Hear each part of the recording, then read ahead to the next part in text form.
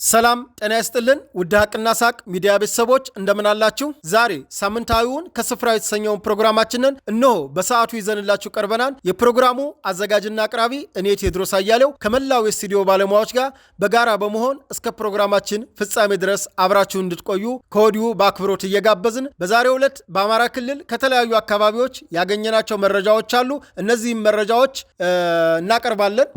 እንግዲህ በአማራ ክልል የተለያዩ ጉዳዮች ሰሞኑን አጀንዳ ሆነው አልፈዋል። እነዚህ አጀንዳ የተደረጉ ጉዳዮችን እስኪ ከስፍራው ምን አለ ምን እውነት አለ የሚለውን ወደ እናንተ አድማጭ ተመልካቾቻችን የምናቀርብ ይሆናል። አዳዲስ ድሎች አሉ፣ አዳዲስ መረጃዎች አሉ። እስከ ፕሮግራማችን ፍጻሜ ድረስ በትዕግስት አብራችሁ ከኛ ጋር ቆዩ።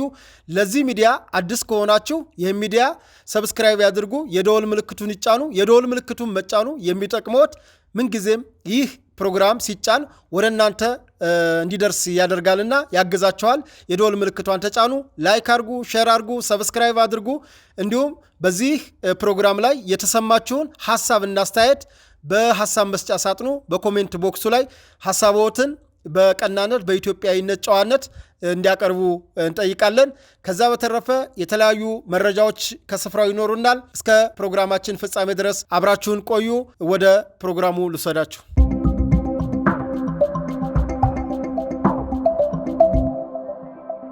ዛሬ የመጀመሪያ የማስቃኛችሁ ጎጃም አካባቢን ይሆናል። እንግዲህ ጎጃም አካባቢ እንደሚታወቀው በዋናነት በሁለት ጎራ ተከፍለው ሲንቀሳቀሱ የነበሩ ቡድኖች አሉ። ከነዚህ ቡድኖች መካከል አንደኛው ራሱን አፋብሃ ጎጃም አማራ ፋኖ ብሎ የሚጠራው በነ ዘመነ በነ አስረስ በነ ማርሸት የሚመራው ነው። ሁለተኛው ግሩፕ ደግሞ በራሱን የጎጃም ጠቅላይ ግዛት እዝ ብሎ በአፋሃድ ስር ያለው በነ ማስረሻ ሰጤ የሚመራው ቡድን ነው። በዋናነት ሁለቱ ቡድኖች ነበሩ ጎጃም ላይ ሲንቀሳቀሱ የነበሩት። እነዚህ የተለያዩ ድርጅት ነን ብለው ከተፈጠሩ በኋላ እንግዲህ አንዱ አባል ወደ አንዱ አባል ወሰርክብኝ እያሉ የእርስ በርስ ሽኩቻ የእርስ በርስ ውጊያ ሲያደርጉ እንደነበረ ይታወቃሉ። ከዛም አልፎ በነ እስክንድር ግሩፕ ምክንያቱም ማስረሻና እስክንድር አብረው ስለነበሩ በነ እስክንድር ግሩፕ የነበረውን የነ ዘመነ ግሩፕ የሚያስርበት እስካሁንም ማስሮ ያስቀመጠበት ሁኔታ እንዳለ የሚታወቅ ነው። ዛሬ የማሳያችሁ በራሱ በዘመነ ካሴ በኩል ያለውን ግሩፕ ነው። ከዚህ ቀደም በተለያዩ ፕሮግራሞች እንደሰራውላችሁ የዘመነ ግሩፕ በተለያየ ግሩፖች መከፋፈሉን ነግሬያቸዋለሁ። አንደኛ የግል እስረኛ ከማብዛት ውስጠ ዲሞክራሲ ካለመኖር የተነሳ፣ ሁለተኛ የመርህ ችግር። ብዙ ጊዜ ካያችሁት ዘመነ ሞቅ ወዳለው አጀንዳ ነው የሚያደላው። ሲፈልግ ፍጹም አማራ ነኝ ይላል፣ ሲፈልግ መነሻችን አማራ መዳረሻችን ኢትዮጵያ ይላል፣ ሲፈልግ ደግሞ እስከ ምጽአት ድረስ አማራ እያለ ዝም ብሎ እንደሞቀው ምክንያቱም እንደ ግለቱ እንደ ፖለቲካው የምንበለው እንዳረቂው ግለት ይወሰናል። አንድ ወጥ የሆነም ነገር የላቸውም። ምክንያቱም ድርጅት ልንላቸውም አንችልም። ማኒፌስቶም የላቸውም፣ መተዳደሪያ ደንብ የላቸውም፣ የትግል መታገያ ሐሳብም የላቸውም። ከዛ ይልቅ እርስ በርስ ሽኩቻ፣ እርስ በርስ በመጠላለፍ በርካታ በትግል ስም ወደ ጫካ ስቦ የጎጃም ልጆች ከጨረሳቸው አንዱ ዘመነ ካሴ ነው። ይሄንን በትክክል መነጋገር አለብን። ምክንያቱም እዛ አካባቢ እያለቀ ያለው የህዝብ ልጅ ነው። የህዝብ ልጅ መቆመሪያ ነው ያደረጉት፣ የፖለቲካ መስሪያ ነው ያደረጉት። እንግዲህ ከሰሞኑ በደንብ ለይቶ የወጣው የመንግስቱ አማረ የሚባለው የአንድ በጎጃም በዛው በራሳቸው የጽንፈኛው ቡድን አመራር ነው። የአንድ ክፍለ ጦር መሪ ነው። እንግዲህ መንግስቱ አማረ የዚህ የባህር ዳር ዙሪያ ሲያንቀሳቅስ የነበረ ልጅ ነው። ባለፈው አንድ የብልጽግና አመራር ተይዞ ነበር። ያን የብልጽግና አመራር ሆን ብለህ የለቀቅከው አንተ ነህ በማለት በገንዘብ ባሻጥር በምን ብለው እሱም ማስተባበያ እንኳ ቢሰጥ ያን ማስተባበያ አንቀበልም ብለው ያው እርስ በርስ ሽኩቻ ውስጥ ገብተው ነበረ። ከዛ በኋላ በተጠና ኦፕሬሽን እንግዲህ መከላከያ ነው ኦፕሬሽኑን የሰራው። በቅርቡ በተጠና ኦፕሬሽን በተለይ በመንግስቱ አማረ በሚመራቸው ልጆች በኩል ጥቃት ደርሷል። እንግዲህ ያን ጥቃት መንግስቱ ሲፖስት ከዚህ በፊት የምናውቀው ሌሎቹ ተቀባብለው ያስተዛዝኑ ነበር። ነገር ግን አሁን መንግስቱ ብቻውን ነው ፖስቶ የቀረው። ሌሎቹ ያው ዝም ብሎ አንዳንዶቹ ለፖለቲካ ግብዓት የተጠቀሙበት አለ። ከዛ በተረፈ ግን ጀግና የኢትዮጵያ መከላከያ ሰራዊታችን የአማራ ክልል የሚገኘው አጠቃላይ ጥምር ጦር አድማ መከላከሉ፣ ሚኒሻው እንዲሁም ደግሞ የግል ታጣቂው ህብረተሰቡ ጋር በጋራ በመሆን የተለያዩ የተቀናጀ ኦፕሬሽን ተደርጓል። በዚህም ስምሪት በተለይ በምዕራብ ጎጃም ዞን ወንበርማ ወረዳ አካባቢ በቁጭ ቀበሌ በ13 የሚሆኑ ጽንፈኛ ቡድን ወዳውኑ ሲደመሰሱ 19ኙ ደግሞ መቁሰላቸው ተረጋግጧል። ከዛ በተረፈ ግን በዚህ ቦታ ላይ ከተደመሰሱት የጽንፈኛ ቡድን መሪ የነበሩ በተለይ መስራች ነን እያሉ በዛኔ በተለይ የአማራ ህዝባዊ ኃይል የአማራ ህዝባዊ ግንባር እያሉ ይህን የጽንፈኝነት እንቅስቃሴ ካስጀመሩት መካከል ቸኮለ ዘመኑ የተባለ እንግዲህ መስራች የነበረ፣ ቸኮለ ክንዴ የተባለ ይህም መስራች የሆነ፣ በልስቲ ዘመኑ፣ ዳኘ ጥላሁን፣ ግርማ መኮንን የተባሉ በዚህ በቁጭ አካባቢ የተደመሰሱ ሲሆን በሌላ ኦፕሬሽን ደግሞ ፈቃዱ ቀለመወርቅ በፊት የዘመቻ መምሪያ ኃላፊ የነበረ የዚሁ የድርጅቱ ማለት ነው። ሚኒልክ ሙላቱ የተባለ ሻምበል መሪ የነበረ፣ አንዱ አምላክ ማርልኝ የተባለ የዘመቻ ኃላፊ የሆነ፣ በቃሉ ጥጋቡ፣ አለልኝ ችሎታው፣ ጌትነት ካሳ፣ እሱ ባለው አቤ፣ ጥጋቡ አቢታ፣ ጌታሁን ካሳሁን እነዚህ ቲም መሪዎች ናቸው። በነገራችን ላይ ካሁን ሰሞኑን መከላከያን አይታችሁ ከሆነ በሚያደርጋቸው ኦፕሬሽን ማን የት ቦታ እንደተገደለ መረጃዎች ይዞ እየቀረበ ነው። ምክንያቱም እኒህ ሰዎች ካሃጂ ስለሆኑ ስለሚክዱ ተገሎም አልተገደለም ስለሚሉ መከላከያ ከነሙሉ ስማቸው ኃላፊነታቸውን ጭምር ይዞ እየወጣ ነው። በፊት ነግሬያቸዋለሁ። የትኛው ጽንፈኛ ቡድን የትኛው አሁን ማስረሻና ዘመነን አብራችሁ ነው እንጂ የምታዩት የተለያዩ እንደሆነ አታውቁም። ግን የሚገርማችሁ ነገር ማለት ነው የመንግስትን ጦር ማለትም ጥላት አድርገውት የተነሱትን መከላከያን ወይም አድማ መከላከልን አግኝተው ከሚገጥሙት በላይ አንደኛም በመሳሪያም በአቅምም ስለሚተዋወቁ ራሳቸው የሚያደርጉት የእርስ በርስ ጦርነት የእርስ በርስ ግጭት በፈጣሪ ስም ብዬ ነው የምነግራችሁ። በጣም በቃ እስከ ጥግ ነው የሚጨራረሱት እስከ ጥግ እና አንዳንዴ እንደውም ለምን መከላከያ ወደኋላ ይወጣላቸውም ይባላል። ብታምኑም ባታምኑም መከላከያ ነው ከመሃል ገብቶ የሚያድናቸው። ይሄው የሚገሉት መከላከያ ማለት ነው። ይሄው ስሙን የሚያጠፉት መከላከያ ከመሃል ገብቶ የሚያድናቸው መከላከያው ነው። ይህን በተለያዩ አውደ ውጊያዎች ካስታወሳችሁ የዚህ የአፋባሃን ምስረታ ሊያደርጉ ወደ ቋራ ሄድ ነው ወደ ሱዳን በሄዱ ሰዓት በየት በኩል እንምጣ በሰዓቱ ተፋጠው ነበረ። የነ ደረጀ ቡድን የነ ሀብቴን ካገኘ፣ የነ ፋንታሁን የነ ምሬን ካገኘ፣ የነ ዘመነ የነ ማስረሻን ግሩፕ ካገኘ፣ የነ መከታው የነ ደሳለኝም ቡድን ካገኘ ስለማይመረው የነዚህ መናጢ ልጆች በሌሉበት በተለይ መከላከያው ባለበት በኩል እየፈለጋችሁ ነው። ቀጥሎ ከእርስ በርስ አድማ መከላከሉን ነው የሚፈሩት። ቀጥሎ ሚኒሻውን ነው። እውነት ለመናገር መከላከያውን ቁመው አይገጥሙትም። ብዙ ጊዜ ምነግራቸዋለሁ።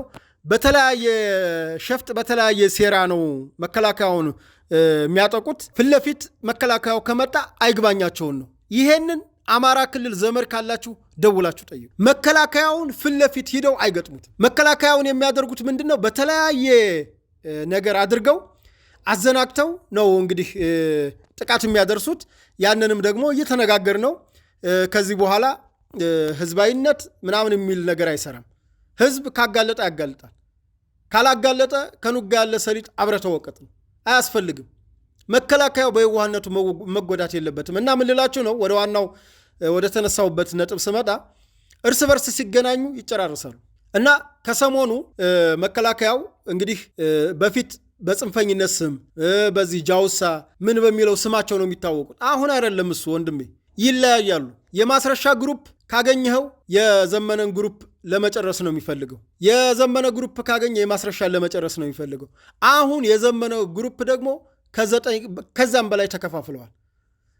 እነ ቤተልሔም ውጭ ያሉት እንግዲህ ዲያስፖራም ከውጭ ያሉት አክቲቪስቶች ስለሆነ የሚመሯቸው፣ ይሄ የሚጮሁላቸው አዝማሪዎች በሙሉ ስለሆነ የሚመሯቸው፣ እነዛ አዝማሪዎቻቸው ባሏቸው ነው የሚነዱት። አንዳንዴም ከእነሱ ላይ ውስጥ ያለውን ችግር እነሱ በሚጽፉት ጽሁፍም ማወቅ ትችላላችሁ። ሰሞኑን እንግዲህ አስረስን አመዳፋሽ ስትለው ነበረ ቤተልሔም። በርካታ ማሳያዎች አሉ። ተውት፣ እሱ ብቻ አይደለም። እዚያው ውስጥ አልተስማሙም። የቁም እስረኞች አሉ፣ ያሰሯቸው በትክክል ያሰሯቸው አሉ፣ የገደሏቸው አሉ። ዛሬም አዳዲስ መረጃዎች እየወጡ ነው። የተገደለ ሰው አለ ጎጃም አካባቢ ማለት ነው። እና በጣም እንደውም ይሄ አሁን እንደውም አሰቃቂ ግድያ ተብሎ እየወጣ ነው ያለው እና በጣም በሚያሳዝን ሁኔታ ማለት ነው። በነ አስረስ ማሬ የተገደለ ነው የሚባለው ወደ ፍኖተ ሰላም አካባቢ እንግዲህ የጽንፈኛው የነሱ አባል ነው። ሰሞኑን በተለይ በዚህ ከጡት ቆረጣና የተለያየ ፖለቲካ አጀንዳ ጋር ያለመቀበል ነገር የነበረው እንግዲህ እሱን ወደ ብርጌድ ልታድግ ነው ብለው ከወሰዱ በኋላ ወደ መጸዳጃ ቤት ወደ መጸዳጃ ማለት ጫካ ላይ ነው ወደ መጸዳጃ ሊሄድ ሲል በገዛ ጓደኞቹ በጩቤ ወቅተው ነው የሚሉት። በጩቤ ወቅተው ምላሱን ቆርጠው እንግዲህ በርካታ አስነዋሪ ነገሮች ብልቱን ቆርጠው ነው የገደሉት ይህንን ሰው ማለት ነው። በምስል እናሳያችኋለን።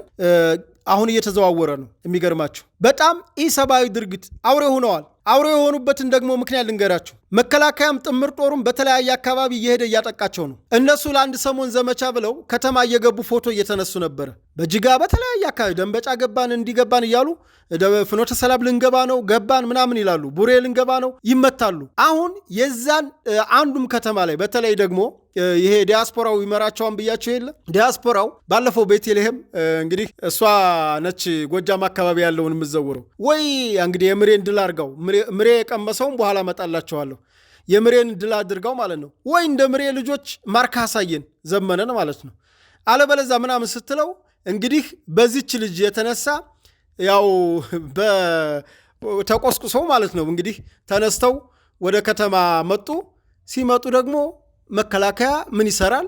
አድማ መከላከሉ ምን ይሰራል? ሚኒሻው ምን ይሰራል? ጥምር ጦሩ ምን ይሰራል? አቀመሰው። በቃ የያዙት ያልበሰለ ፖለቲካ ነው። 4 ኪሎ ይሏቸዋል። አሁን ደግሞ ፍኖተ ሰላም ይሏቸዋል። የሆነ የገጠር ቀበሌ ወረዳ ንዑስ ቀበሌ ተቆጣጠር ነው ይሏቸዋል። የሆነ የባንክ በር ላይ ቆመው ፎቶ ይነሳሉ። ይህን ከዚህ በፊትም ተናግሬዋለሁ። ከጁንታ የወሰዱት ስታይል ነው እና እንግዲህ የጎጃሙ አካባቢ በተለይ አሁን በትልቁ እንድትይዙልኝ የምፈልገው የመንግስቱ አማረና የዘመነ የማዕከላዊ እንትናቸውን ኮማንዳቸውን አቋርጠው በቀጥታ አሁን የራሱን ይሄ መንግስቱ አማረ የራሱን አደረጃጀት ፈጥር ያለው ብሏል። ፈጥሮ በጎጃም በዚህ በባህር ዳር ዙሪያ ያሉትን ታጣቂዎች እያንቀሳቀሰ እንደሚገኝ ከስፍራው መረጃ አግኝተናል። በቅርቡ በድሮን ጥቃትም በመሬትም ያው እንግዲህ መንግስቱ አማረን አልቀናውም። እሱን የሚያሙት ያን ባለፈው ይዘውት የነበረውን ሙልጌታ መሰለኝ ባልሳሳት የባህር ዳር ዙሪያ የብልጽግና ኃላፊ ይዘዋል ነበር። እሱን የያዙትን መንግስቱ ተደራድሮ ለቀቀ፣ ገንዘብ ተቀብሎ ለቀቀ ይላሉ። ግን ሰሞኑን ኦፕሬሽኑ አጋጣሚ ሆኖ ያገኘው ደግሞ ራሱን መንግስቱ አማረ የሚመራቸውን ልጆች ነው። እንደው በቅርብ የሚያውቋቸው ልጆች እየነገሩኝ አንዳንዶቹ የቤተሰብ ኃላፊ የነበሩ ልጅ የነበራቸው እንግዲህ በተሳሳተ በአረዳድ ጫካ አስገብተው ለዚህ ያበቋቸው እነ መንግስቱ ናቸው። ምንም ማንም ተጠያቂ የለም። እዚህ ላይ ገብቶ ማንንም ቅቤ ሊቀባ አይደለም፣ ማንንም ቲማቲም ሊወረውር አይደለም። የገባው ሰው የሚገል መሳሪያ ይዞ ነው። ያው እንግዲህ መንግስት ጋር ነው የገጠሙት። በድሮን ጥቃት ተደምስሰዋል። በርካቶች ናቸው። በዚህ የድሮኑ በነገራችን ላይ መረጃ ልንገራችሁ። የድሮኑ ሰሞኑን በተለያየ አካባቢዎች የተሳካ ጥቃት ተደርጓል። ኤክስ እያረጓን ነበር። ካያችሁ ካስተዋላችሁ ድሮኗን ኤክስ እያረጉ ፖስት እያረጉ ነበር። ይሄ ኡታ ከበዛ የጡቱም የምኑም እመጣበታለሁ ወደኋላ። የጡቱም የምኑም ፖለቲካ የመጣው ልክ ሲመቱ አጀንዳ ነው። ልክ ሲመቱ ደግሞ የሆነ መታን ብለው አሸነፍን ብለው ሲያስቡ ደግሞ ያዙን ልቀቁ ይላሉ። እና ይሄ ነው። ለማንኛውም እስኪ ወደ ሌሎቹ መረጃዎች ልወሰዳችሁ።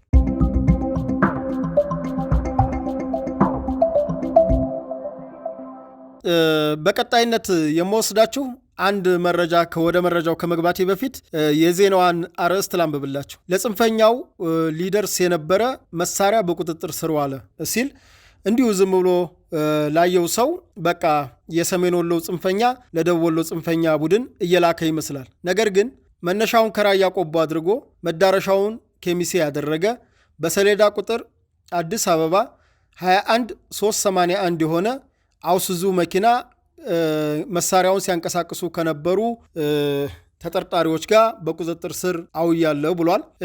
የጥምር ጦሩ ነው ያዋላቸው። አሁን ምርመራ እየተካሄደባቸው የሚገኘው በሐይቅ ፖሊስ ጣቢያ ነው። ይሄ መሳሪያ ወደ ነበር የሚደርሰው ነው እንግዲህ ከሚሴ አካባቢ በባቲ አካባቢ የሚንቀሳቀሰው ማለትም በአማራ ብሔራዊ ክልላዊ መንግስት በኦሮሞ ብሔረሰብ ዞን ውስጥ የሚንቀሳቀስ የሸኔ ቡድን አለ።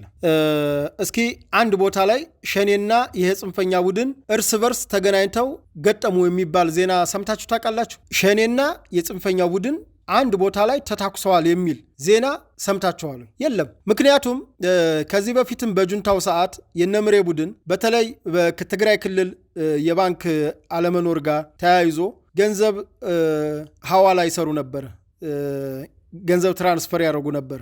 ያም 50 በ50 የሚባል ስራ ነበር። በዚህ እንግዲህ ገንዘቡን መላካቸው አይደለም፣ ገንዘቡን መላካቸው ብቻ ሳይሆን ለዛ ታጣቂ ቡድን በሚጠቅም ሁኔታ በተለይ ከመድኃኒት ጋር በተያያዘ እንደምታውቁት ቁስልን ለማድረግ ጨውና ቡናው እና ጨው በጣም ለቁስል ማድረቂያ ፍቱን ነው። ለምን ዓላማ እንደሚውሉ እያወቁ ቡናና ጨውም ያመላልሱ ነበር። እነምሬ ማለት ነው። ብር ያመላልሳሉ፣ ቡና ያመላልሳሉ። በኋላ እንደውም ይባስ ብለው የእነሱን ዩኒፎርም እዚህ የምስራቅ አማራ ዩኒፎርም የሚባለውን ለጁንታ ቡድን ሰጥተው የወገን ኃይል እንዲጠቃ በማድረግ በተለይ በአማያና በዞብል በኩል ከፍተኛ የወገን ኃይል የተጠቃው ይሄው የወገን ጦር ነው፣ ፋኖ ነው እየተባለ መከላከያው ተዘናግቶ ምክንያቱም እነሱ እንደነገርኳችሁ ከዚህ በፊት እንደፈለጉ በፈለጉበት አካባቢ ስለሚገቡ የህዝብ አመራር መገናኛ ሬዲዮም የተለያየ ነገር ስለሌላቸው ያን ታሳቢ በማድረግ መከላከያው ተዘናግቶ በዞብልና በአማያ በኩል ከፍተኛ ጥቃት ደርሷል። ይሄም የሆነበት ምክንያት ያን ዩኒፎርም ለጥላት በመሸጣቸው ምክንያት ነው። አሁን አብረው ነው። ዛሬ ቢሆን አይገርምም። ምክንያቱም ዛሬ በተለያዩ አካባቢዎች በጦር ያማክሯቸዋል፣ በሎጂስቲክ ይደግፏቸዋል። እንዲሁም እስከ ወልዲያ ድረስም አብረዋቸው መጥተው ተኩስ እንግዲህ ከወገን ጋር ከመከላከያ ጋር ገጥመዋል። ጁንታን አዝለው መጥተዋል። አሁን ይባስ ብሎ ክልሉን የማተራመስና ክልሉ ወደ ቀውስ ውስጥ እንዲገባ ስለሆነ የሚፈለገው የሸኔ ቡድን በተለያየ በርቅና በተለያየ የአገር ሽማግሌ በሰላም ኮሚቴ ተመልሷል። አብዛኛው የሸኔ ቡድን አንዳንድ አኩራፊዎች አሉ። እነዛም አኩራፊዎች እንግዲህ እየተለመኑ ነው የሚገኙት። ለሰላም መንግስት ሁሌም ይለምናል፣ ነገር ግን እምቢ ያለውን ህግ ያስከብራል። ይሄ ጽንፈኛ ቡድን አሁን ያለው የሸኔ በዚህ በአማራ ክልል የሚንቀሳቀሰውን ሸኔ እንዲጠፋ አይፈልግም። ታውቃላችሁ? እንዲጠፋ ካለመፈለጉ የተነሳ ይሄው ዲሽቃ ይሄ ስለተያዘ ነው። እኛ በምናውቀው ውስጥ ለውስጥ የተለያዩ መንገዶች አሉ። በነዛ መንገዶች አሳቻ ሰዓት በመጠበቅ አርሶ አደርን በመጠቀም የተለያየ ስልቶችን በመጠቀም ለሸኔ መሳሪያ ያስታጥቃሉ። አሁን ከሰሞኑም አይታችሁ ከሆነ ፕሮፓጋንዳቸውን አይታችሁ ከሆነ ከዚህ በፊት የሸኔ ሰራዊት መጣ። በተለይ ኮማንድ ፖስት በተጣለበት ሰዓት የሸኔ ሰራዊት ነው የመጣው፣ ሊጨርሰን ነው፣ አብይ አህመድ ሊጨርሰን ነው፣ ብርሃኑ ጁላ ሊጨርሰን ነው፣ የሸኔ ሰራዊት ነው የመጣው እያሉ ነበር። ሰሞኑን ግን ከብርቱካን ማነው ይቺ ከዚች በዓለም ጎጃሟ ጡቷ ተቆረጠ ካሏል ልጅ ፕሮፓጋንዳ በፊት ምን ነበር ያመጡት መሰላችሁ? የኦሮሞ ልዩ ኃይል የኢትዮጵያ መከላከያ ሰራዊት ዩኒፎርም ለብሶ መጣ የሚል ፕሮፓጋንዳ ነበር ሲሰሩ የነበረው። ምንድነው ይሄ?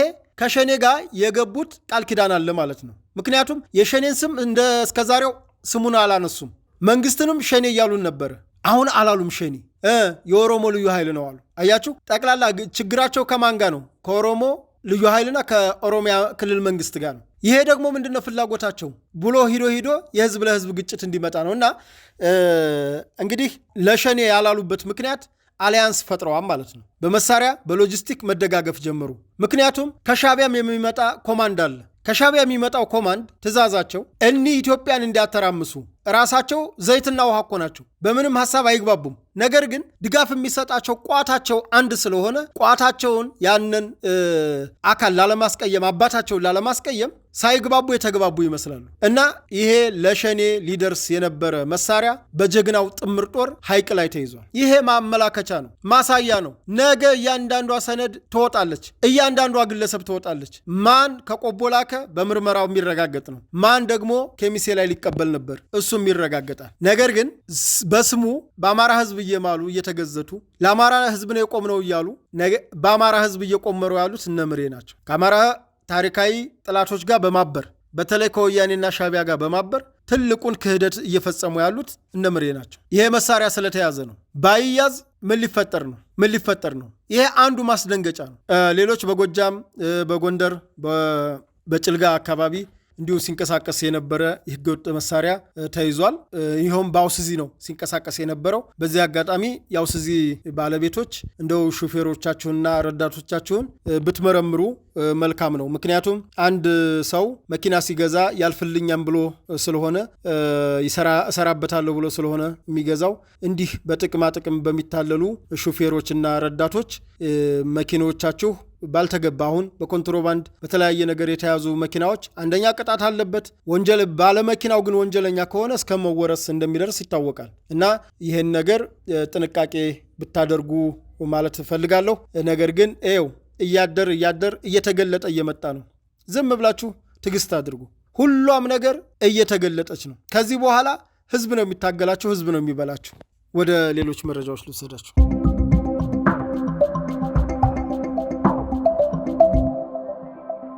መልካም። በቀጣይነት የምወስዳቸው እንግዲህ እርስ በርስ ተፋጠጡ ይባላል። እነማን ናቸው? በምን ምክንያት ተፋጠጡ?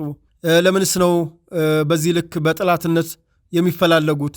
ምን አጣላቸው የሚለውን ነገር እስኪ እናያለን።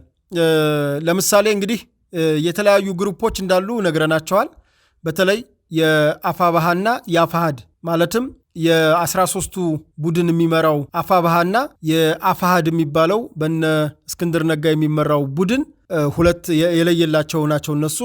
ከዛ ውጭ ግን አፋባሃ የሚባለው ቡድን ይሄ 13ቱ የሚመሩት የተባለው በተለይ የወሎ ቤት አማራ የሚባለው ግሩፕ ያሳምነው ኮርና ይሄ የራያው ኮር ሁለቱ በተለይ ከጋሸና ሽንፈት በኋላ ፍቅሩን የመግደል ሙከራ ካደረጉበት በኋላ በላስታ ምድር ላይ አጠቃላይ በግዳን ባለው በደጋው እንቅስቃሴ ይህን የራያውን ቡድን በጥርጣሬ ማየትና የመውጋት ነገሮች ታይተዋል።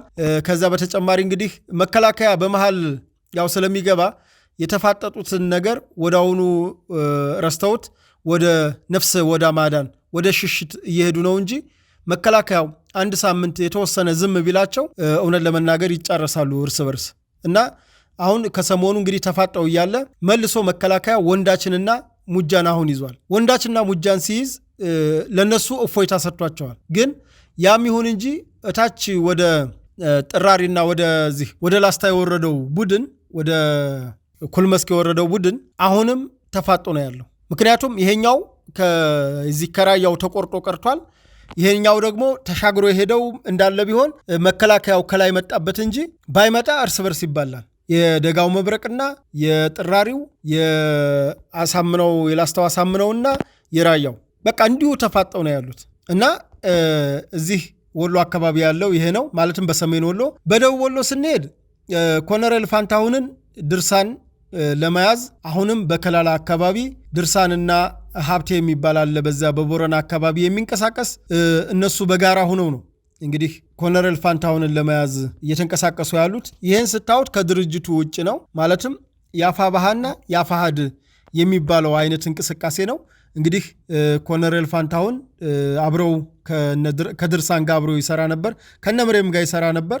በኋላ በአቋም ሲለያዩ ድርሳን አብሮት ሂዶ ነበር። ከዛ ከጊሸን ማርያም የባንክ ዘረፋ በኋላ ነው እንግዲህ መጀመሪያም ብያቸዋለሁ፣ ሌባ ሲሰርቅ ይስማማል፣ ሲካፈል ይጣላል እና አሁን እነ ፋንታሁንም እኛ አላዘዝንም የሚል ነገር ነው። በኋላም ድርሳን ያን ብር ሲያገኝ 67 ሚሊዮን ብር ከቤተ ክርስቲያኑ ነው ከባንክ፣ ሌላውን ደግሞ ከዛ በላይ ብር ከምዕመናንና ምድዋይ ምጽዋት ላይ ዘርፈውት የሄዱት ድብል አካባቢ የአምባሰል ተራሮች እንደከረመ ይታወቃል። እዛ ላይ ሆኖ ነው እንግዲህ ፋንታሁንን ለማስገደል ሞክሮ ድርሳን ማለት ነው ሞክሮ አልሳካለት ብሎ አሁን በራሱ እንግዲህ ደቡብ ወሎ ከላላ አካባቢ በተፋጠው ይገኛሉ። እንግዲህ ኮሎኔል ፋንታሁን በህይወት ይወጣል አይወጣም የሚለውን እሱን አብረን የምናየው ይሆናል። ሌላው ወደ ባለፈው ሳምንት ቀንጨብ ያለች ቪዲዮ ነበረች። ያቺ ቪዲዮ ምንድነው የምታሳየው መሰላችሁ? ከዚህ በፊት ወረኢሉ ላይ የዚህ የአፋባሃና የአፋሃድ ሊታረቁ ሞከሩ። የደረጀና እዛ የነ ሀብቴ ፍጥጫ ሲበዛ የነሱ እርቅ ይቅደም ተብሎ ነግሬያችሁ ነበር ባለፈው። የነሱ እርቅ ይቅደም ተብሎ የዚህኛው እርቅ ተራዝሟል። ወረኢሉ ላይ ያሰቡት ማለት ነው። ወረኢሉ ላይ የጋራ እርቁን ትተው የድርጅታቸውን በራሳቸው ከተማከሩ በኋላ ምንድን ነው የደሳለኝ ሲያስብ ሸዋን የሸዋውም ማለት ነው የደሳለኝ ሲያስብ ሸዋን ቡድን በሸዋ አንድ ቡድን ነው መንቀሳቀስ ያለበት፣ እሱም የደሳለኝ ብቻ ነው። የመከታው ቡድን ከፈለገ ወዶ ይገባል፣ ካልፈለገ ደግሞ ይደመሰሳል። ሸዋ ላይ አንድ ቡድን ነው። በነገራችን ላይ ወሎም ላይ ያን ነው ሂሳባቸው፣ ጎጃም ላይ ያን ነው ሂሳባቸው፣ ጎንደርም ላይ የነደረጀን ቡድን አሁን እንደውልሻለሁ ዘመዴ ነው። እንደውም የዛኑ ቀን በእርግጥ መከላከያና ጥምር ጦሩ ነው ያጠቃቸው። የእርቁ ቀን ግጭት ነበር። በነገራችን ላይ የተወሰኑ ልጆች ወደ 34 የሚሆኑ ልጆች መከላከያ ደምስሶባቸዋል። ድል ተገኝቷል እዛ አካባቢ ላይ ማለት ነው። ጎንደሩ ላይ ግን ምንድን ነው እዚህ ላይ መታሰብ ያለበት ትልቁ ነጥብ ይሄ ወሎን አንድ ቡድን ነው የሚይዘው፣ ጎጃምን አንድ ቡድን ነው የሚይዘው፣ ሸዋን አንድ ቡድን ነው የሚይዘው የሚሉት ጎንደርን አንድ ቡድን ነው የሚሉበት ምክንያት ትልቁ ሻዕቢያ እና ወያኔ የሰጣቸው የመንገድ ጠረጋ ነው። እዚህ ላይ በደንብ አስምሩበት። እነዚህ የአፋሃድ ብለው የሚጠሩት ቡድን ማለትም በእነ እስክንድር የሚመራው ቡድን በራያና በወልቃይት ጉዳይ ላይ አንደራደርም ብሎ አቋሙን አሳውቋል። የነዘመነ ቡድን ደግሞ ግድ የለም 4 ኪሎ ከገባን በኋላ ራያና ወልቃይት አያሳስበንም፣ ብቻ እናንተ እኛን አግዙን እንጂ 4 ኪሎ ከሄድን በኋላ ከገባን በኋላ በተለይ ይሄ ማቆያ የሚባለው የቆየ ሞላ የሚባለው የዘመነ ካሴ አሁን አስሮታል፣ የቆየንም ማለት ነው። እና የቆየ ሞላ ነው ይችን ያላት ማኪያቶ እየጠጣንም ቢሆን 4 ኪሎ ገብተን እንነጋገራለን። ታስታውሳላችሁ ዘመነ መጀመሪያ አካባቢ ልክ የጽንፈኛውን እንቅስቃሴ እንደጀመሩ የትግራይ ወገኖቻችንን ፈታን ብለው የፖለቲካ እስረኛ የሆኑትን በጁንታ ሰዓት ቀንደኛ የጁንታ ኮሎኔሎችን መኮንኖችን ነው የለቀቋቸው። በመጀመሪያ ካስታውሳችሁ ያው አጀንዳ ስለሚፈጥሩ እየተረሳላቸው እየመጣ ነው እንጂ መጀመሪያ እነዘመነ ብለው ትግል ብለው ጀመርነ ሲሉ የባንዳነት ስራ የሰሩት እንግዲህ የአማራ ክልልና የአፋርን ክልል ነው ትግራይ ጁንታው ቡድን ያወደመው። እነዛ ያወደሙትን የነዛን ጓደኞች ለቀቋቸው፣ በህዝብ ስም ማለት ነው። ሲጀመር የአማራ ህዝብና የትግራይ ህዝብ መች ተጣላና? የኦሮሞ ህዝብና የአማራ ህዝብ ተጣልቶ ያውቃል እንዴ? የተጣላው ቡድን እንደሆነ እየታወቀ የተጣላው ያኮረፈ የትግራይ ክልል መንግስት እንደሆነ እያወቁ ሆነ ብለው መንገድ ጠረጋ የመጀመሪያ ስራቸው እነዚህን የጦር መኮንኖች ከዳንግላም ከአዲስ ቅዳም ከሁሉም ከሰባታሚት እስር ቤት ለቀቋቸው። ሄዱ፣ ተቀላቀሉ። ወዳውን ደግሞ ምን ብለው ፖለቲካ ሊሰሩ ነበር እነዘመነ ይሄው ብልጽግና ራያና ወልቃይትን ሊያስወስድ ነው የሚል ፖለቲካ ሊሰሩ ነበር። እና በአሁኑ ሰዓት ሻዕቢያም ወያኔም የሰጣቸው ምንድን ነው? በዚህ በትግራይም ይሁን በኤርትራ ሉዓላዊነት እንግዲህ እነ እስክንድርም በዚህ ማኑ ነክተዋል። እኛ ቢሮ ስጡን እንጂ አስመራ ስለ አሰብም ስለ ወደብም ጥያቄያችን አይደለም፣ እኛ እሱ አይደለም ጥያቄያችን ብልጽግና መጣል ነው የሚል እነ እስክንድርም ከሻዕቢያ ጋር የሚያስማማቸውን ሰርተዋል። ከወያኔ ጋር የማያስማማቸው ምንድን ነው? ይሄ የትግራይ ሉዓላዊነት የምትለዋለ ወያኔ ይሄ የራያና የወልቃይትን መሬት የሚጠይቅ ቡድን በአማራ ክልል አትፈልግም። ያን ጥያቄ ደግሞ አንጠይቅም ያሉት እነ ምሬ ወዳጆ ናቸው። በአማርኛ ራያን አሳልፎ የሰጠው ምሬ ወዳጆ ነው። ወልቃይትን ለመስጠት እየሰራ ያለው ሀብቴ ወልዴ ነው። በቃ ይሄ ነው። ይሄ የጎጃሙና የሸዋው ቡድን ምን አገባው? ወሎው ራያን ከሰጠ ጎንደሬው ሀብቴ ወልቃይትን አሳልፌ እሰጣለሁ ካለ የሸዋው ምን አገባው? ምክንያቱም ፍላጎታቸው ስልጣን ነዋ። ከዚህ የተነሳ ነው እንግዲህ ይሄ መንገድ ጠረጋን ለመስራት እኒህን ልጆች ለመምታት የሚፈልገው። ይህን ስላችሁ ከነሱ አቋም አንጻር ነው እንጂ ለሁሉም መከላከያ አለ፣ ጥምር ጦር አለ። በየሄዱበት አካባቢ እየተሳደዱ ነው ያሉት። ለዛም ማሳያ የሚሆነው ቀጣይ የማቀርብላችሁ ፕሮግራም ነው። ወደ ቀጣዩ ፕሮግራም ልውሰዳችሁ።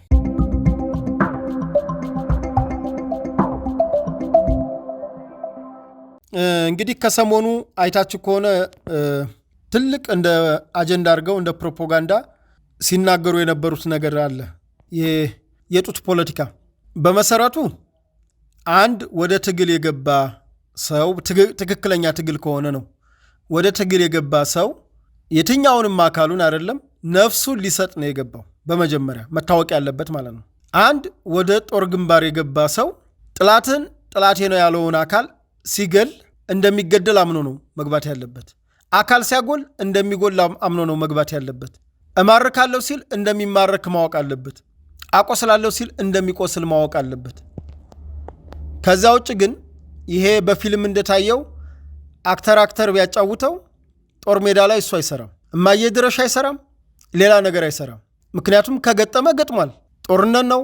በመሃል ኃይል ያለው ያሸንፋል። ስትሸነፍ ግን ለሽንፈትህ ያረባ ስበብ በተለይ የሚያናደው እሺ ጎጃም ላይ ያለ ተቆረጣሉ፣ ወሎ ቀጠሉ፣ በነጋታው ሸዋ፣ ጎንደር። አይደብራችሁም? አያስጠላችሁም? እንዲህ አይነት ፖለቲካ የፕሮፓጋንዳችሁ ራሱ ማስጠላታችሁ ይሄ ነው እንደ ፕሮፓጋንዳ። በቃ ጦር ሜዳ ተሸንፋችኋል። ከዛ በሳይበር ደግሞ እንዲህ አይነት ትርክት እናምጣ ብላችሁ ሁለት ነው። አንድ ገጥማችሁ በተለይ ይሄ ዘመቻ ደማሊ ብላችሁ የወንዳችና የበቅሎ ማነቂያዋን ጥቃት እንደ ድል ቆጥራችኋት ያዙ ይልቀቁ ብላችሁ ፎክራችሁ ጋሸናም ሂዳችሁ ቀምሳችሁ ወልዲያንም አጨብጭብ እያልክ መተህ ቀምሰህ ሌሎች አካባቢዎችም ቀምሰህ ስትመለስ የደረሰባችሁን ኪሳራ የደረሰባችሁን ጥፋት ሰብአዊና ቁሳዊ ውድመት በእንዲህ ተልካሻ ፕሮፓጋንዳ ለማልበስ ፈልጋችኋል። አንዱ ይሄ ነው። ሁለተኛው ደግሞ የመካነ ሰላሙን የመስጅድ ጭፍጨፋ ግፋችሁን በዚህ ውሃ በማይቋጥር ፕሮፓጋንዳችሁ ለመሸፋፈን ስለፈለጋችሁ እንጂ ጦር ሜዳ ላይማ በደንብ ሆናችሁ ቀምሳችኋል። በደንብ ታውቁታላችሁ። በጎጃም በደንብ ሆናችሁ በምድርም በድሮንም ቀምሳችኋል። ራያ ላይ በምድርም በድሮንም ቀምሳችኋል። ሸዋ ላይ በርስ በርስ እና በኮማንዶ ቀምሳል። ጎንደር ላይ አንዳንድ ቦታዎች ክፍተት ሲፈጠሩ በስተቀር አብዛኛው ቦታ ተጠራርገህ ወጥተሃል። ጎንደር ላይ በደረሰባችሁ ሽንፈት አንድ ሆናችሁ የማታውቁ ተገናኝታችሁ ለሰላምታ እንኳ አይደለም ለሆነ መንገድ መተላለፍ የማትችሉ ልጆች አሁን እየተሽቆጠቆጣችሁ ምን እየሆናችሁ እንደሆነ ታውቁታላችሁ። ይሄ ሁሉ መከላከያው ጥምር ጦሩ ስለመታችሁ የመጣ የሽንፈታችሁ ነው። ይህ ሽንፈታችሁን ለመሸፋፈን ግን ሆን ብላችሁ ህዝብ ከህዝብ ጋር የሚያጋጭ ፕሮፓጋንዳ በሻዕቢያ ተለውሶ ስለተሰጣችሁ እሱን ምንም ለማያውቀው አካል ምንም ለማያውቅ ፕሮፓጋንዳ ምን እንደሆነ ለማይገባው አካል በጥሬው ልትሰጡ ነበር። ነገር ግን ህዝቡ አውቋቸዋል። መነሻችሁ ውሸት እንደሆነ ይታወቃል። እስኪ ከመነሻችሁ ጀምሩ። ትጥቅ ፍቱ ተባልና አልተባላችሁም። ትጥቅ ፍቱ ማን ያላችሁ? የአማራ ህዝብ ወደ ሌላ አካባቢ እንዳትንቀሳቀስ ተብሏን አላችሁ? አልተባለም። የሆነውን ነገር ታውቁታላችሁ። ሰኞ መጣው ማክሰኞ መጣው እያልኩ ቀጠሮ እየሰጠህ ራስህ ነህ ችግር የፈጠርከው። አዲስ አበባ ዙሪያ ላይ ታውቁታላችሁ። የሸገር ስማርት ሲቲ ቤት ፈረሳ በአፈራረሱም ችግር ቢኖርበትም መንግስትም ሰብአዊ መብትም ተሟጋች እየተከራከረ እናንተ በትጥቅ ሂዳችሁ ሸገር ቤት ልትሰሩ ነው። የአማራ ልዩ ኃይል ያልተጠራችሁትን የአማራ ልዩ ኃይል መልሶ ማደራጀት፣ ወደ መከላከያ ግባ፣ ወደ ፌዴራል ፖሊስ ግባ፣ ወደ ክልሉ ጸጥታ መዋቅር ግባ የተባለውን ስትፈልግ ደግሞ የደከመ ሰለቸኝ ያልክ ቦርድ ውጣ የተባለውን ልዩ ኃይሉን ሊያፈርሰው ነው ብላችሁ ያልተባለውን አደናግራችሁ አፈረሳችሁት። መንግስት ሳይሆን የእናንተ ፕሮፓጋንዳ በተለይ እነ እስክንድር ነጋ አፈረሳችሁት ልዩ ኃይሉ። መንስኤያችሁ መነሻችሁ በሙሉ ውሸት። አሁን ደግሞ ጡት ተቆረጠ። እኔ ቆይ ጡት ተቆረጠ አልተቆረጠ አይደለም። አንድ ሰው ወደ ግንባር ሲገባ ወደ ግጭት ሲገባ ሊገል እኮ ነው። ከነፍስ ይበልጣ እንደ ጡት ከነፍስ ይበልጣ እንደ እጅ። ይሄ ሁሉ እኮ ከሱ በታች ነው። ይቺ ልጅ እኮ ሞተች። ሞቷ ነው ያሳሰባችሁ ወይስ ሌላ ትርክት ፈጥሮ ህዝብን ከህዝብ ጋር የሚያጋጭ ሌላ አዲስ አጀንዳ መፍጠር ነው የፈለጋችሁት? ለምንድን ነው ይሄን ያክል ኃላፊነት የጎደለው ስራ የምትሰሩት? ምንድን ነው ፍላጎታችሁ? ሌላው ሰሞኑን በተለያየ ቦታ በገባችሁበት ቦታ የገበሬውን ልጅ እያስገደዳችሁ ለግዳጅ ሰራዊት ወስዳችኋል። ነገ ደግሞ የወሰዳችኋቸው እድሜያቸው ለውጊያም ለምንም ያልደረሱ ህፃኖች ናቸው።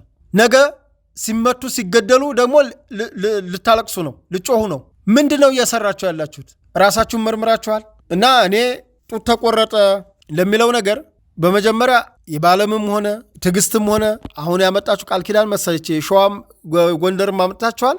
በመጀመሪያ ሴቶች ለምን እንደሰበሰባችሁ ይታወቃል እኮ። ሴቶች የሴት ሰራዊት ለምን እንደወሰዳችሁ ይታወቃል። አሁንም ለነሱ ነፍስ ምሳሱና መራሩ ከሆነ መልሷቸው ሴቶቹም ቢያንስ እንዲህ የሰብአዊ መብት ተሟጋች ከሆናችሁ። ከዛ ውጭ ግን ክላሽ ይዞ ሊገል የመጣ ኃይል ዝም ብሎ ቁሞ የሚመታልህ ያለ እንዳይመስልህ።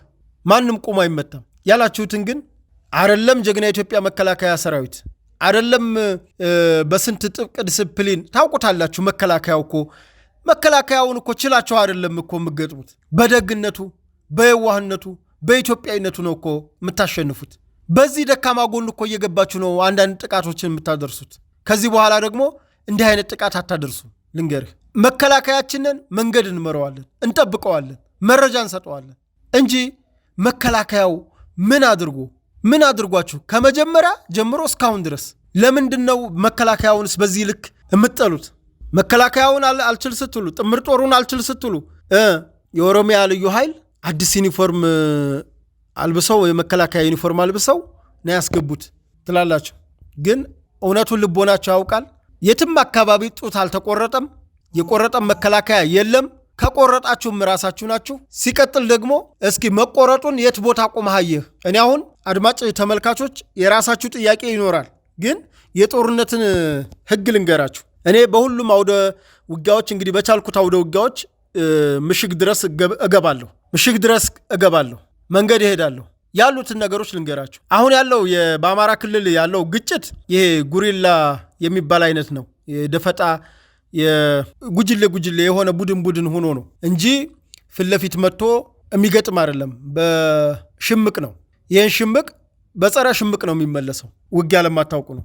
ውጊያ የምታውቁ ታውቁታላችሁ። ይሄ መደበኛ የሚባለው ውጊያ አይደለም። መደበኛ የሚመስል በቅርቡ በጋሸናና በወልዲያ በኩል መጥተው ቀምሰውታል። መደበኛ ውጊያ አይችሉም፣ እንደማይችሉም ያውቁታል። በመደበኛው ውጊያ አግላይ አለ። መደበኛ ውጊያ ነው። አግላይ አለ። የተሰዋውን የሚቀብር አለ። ሕክምና የሚሰጥ ቡድን አለ። ያም ሆኖ የጠላት ቡድን ገፍቶ ከመጣ አንዳንዴ ቁስለኛ እንኳን ለመያዝ የምትቸገርበት ጊዜ አለ። ቁስለኛ አውጥተህ ሌላ ቦታ ነው አግልለህ የምታከመው። ግን አንዳንዴ እንደው በቃ ይሄን ያዙት፣ ቁስለኛ እንኳን ለመያዝ የምትቸገርበት ጊዜ አለ። አሁን እኒህ ልጆች ቀረጥ ነው የሚሰሩት፣ በዓለም የጎጃሟም ማለት ነው። ያጠናቸው አድማ መከላከሉ ነው። ተጠኑ፣ ኦፕሬሽን ተደረገ፣ ተገደሉ፣ አለቀ። ይህንን ድርጊት ነው የተገደሉትን ጡቷ ተቆረጠ ብለው ገና በቲክቶክ አይታችሁ ከሆነ ልጅቱ እንደውም የሚዲያ ሰው ነው የምመስለው። እኔ እንኳን ያን ያክል ፎሎወርም የለኝም ቪውም የለኝም። በሚሊየን ነው የሚታይላት። ልጅቷ ታዋቂ ነች ማለት በዛው በእነሱ መንደር ታዋቂ ነች፣ ተግባቢ ነች፣ ልጅ ነች። እንኳን ለነሱ ለሚያውቋት ለእኛ ለማናቃት እኛ እንኳ በሰውነት ታሳሳለች። በቃ የሰጧት ተልእኮ ምንድን ነው? የከተማ መኪኖች የሚተላለፉበት ላይ ቀረጥ እየቀረጡ ለጽንፈኛው ቡድን ሀብት መሰብሰብ ነው። ይሄን ደግሞ መንግስት አለና መንግስት መራው አገር ነውና ኦፕሬሽን ተደረገ። ሲደረግ ልጅቱም አብራ ተደመሰሰች፣ አለቀ። አሁን የዚችን ልጅ ጭኗ ላይ ነው የተመታው አለ፣ ፎቶውም ሁሉም ነገር አለ። ጭኗ ላይ የተመታች የወደቀች ልጅ ምን አድርጊ ተብላ ነው ጡቷ የሚቆረጠው? ማን ነውስ የሚቆርጣት? ያውቃሉ እኮ በመከላከያ አድማ መከላከሉም ቢሆን እኮ መከላከያ ካምፕ ነው የሚሰለጥነው እኮ። ብር ሸለቆ እኮ ነው የሚሰለጥነው። የመከላከያ እኮ አሰልጣኞች ናቸው የሚያሰለጥኑት። በስነ ልቦና ውቅሩም በዲስፕሊው በሁሉም ነገር ያው መከላከያ ነው። ቁመናው ተቋሙ ነው የሚለያየው የክልል ስለሆነ ነው እንጂ ውሸት ነው። ይሄ ዝም ብሎ ያልበሰለ ጭንቅላት የፈጠረው ፕሮፓጋንዳ ነው። በራስ ሲደረግ የማይወደውን ነገር ሰው እንዴት በሌላ ሰው ላይ ይሰራል? እና በአማራ ክልል ጡት ተቆረጠ፣ እጅ ተቆረጠ የሚባለው ነገር ውሸት ነው። ይሄን ከፈለክ ጡት አይደለም ነፍስ ይጠፋል። የገጠምከው ጦርነት ነው። ዛሬ አንዲት ልጅ ገብታለች። እንግዲህ ይህች ልጅ በዛው በጎጃም አካባቢ የምትንቀሳቀስ ልጅ ናት። ዛሬ ገብታለች። በጣም ጀግና ናት። ምክንያቱም አየችው፣ ስታየው ጭራሽ እንኳን ለሴቶች ጭራሽ የማይመከር ነው። በተለይ ሴት ቤተሰብ ያላችሁ፣ እዛ አካባቢ ያላችሁ ሴት ቤተሰብ እንደው እንዲመለሱ ብታደርጉ መልካም ነው። በተሳሳተ መንገድ ወደ ጫካ ገብታ የነበረች ዘበናይ ማዘንጊያ መንግስቱ የተባለች የሰላም ጥሪውን ተቀብላ በዛሬው ዕለት እጇን ለመንግስት ሰጥታለች። በሊበን በሰሜን ጎጃም ዞን ሰሜን አቸፈር ወረዳ የምትኖር ልጅ ናት። እንግዲህ ሊበን መታ እጇን ሰጥታለች። ማናት ይቺ? ዘበናይ ማዘንጊያ የምትባል ዘበናይ ማዘንጊያ መንግስቱ የምትባል ነች። አያችሁ፣ ዘበናይ ማዘንጊያ እንደ በዓለም ፊዳ ሳያረጓት ባጭሩ እጇን ሰጥታለች። ምክንያቱም ለሴት አይደለም ያነ ቡድን፣ በጣም ጋንጊስተር ሌባ ቡድን ነው። በነገራችን ላይ መጀመሪያ ፕሮግራሙ አይታችሁታል። ያኑ ወንድ እንግዲህ ለብርጌድ ልታድግ ነው ብለው እናስረስ አስጠርተው ከፍኖተ ሰላም አካባቢ መጠጥ ቤት አስገብተው የተንከባከቡ መስለው ሽንት ቤት ሲሄድ ግን አረዱት። በቃ ይችም ዘበናይ ማዘንጊያ ያን ነው የሰራችው። በቃ በቃ ተገቢ ነው። አሁን እኔ የምመክራችሁ በጽንፈኛው ውስጥ ያላችሁ ሴቶች የነ በዓለም የነ ትዕግስት የሌሎቹ አራቱም አካባቢ እንደው ለማስጮህ እንደው ፕሮፓጋንዳ እኮ ያንዷ እኮ ይበቃ ነበር። ያንዷንም አሳምኑ እየተባለ ጭራሽ 4 ቦታ አድርገው ታረፉ።